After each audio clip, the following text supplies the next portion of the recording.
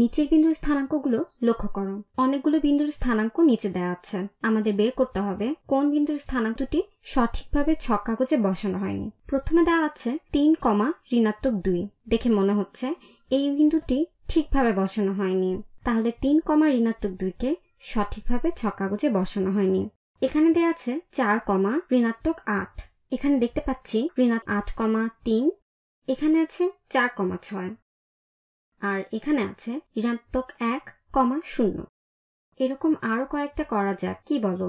তোমার কি মনে হয় 5,0কে কি সঠিকভাবে ছক কাগজে বসানো হয়েছে? হ্যাঁ, ঠিক আছে। এখন বের করি 4,5 ছক কাগজে অবস্থান। এটা সঠিকভাবে ছক কাগজে বসানো হয়নি, তো আমি এটা চিহ্নিত করছি। চলো আরেকটা করে দেখি। 8,4। এটা দেখো, এটাও ঠিকভাবে ছক কাগজে বসানো হয়নি। আজকে এই পর্যন্তই।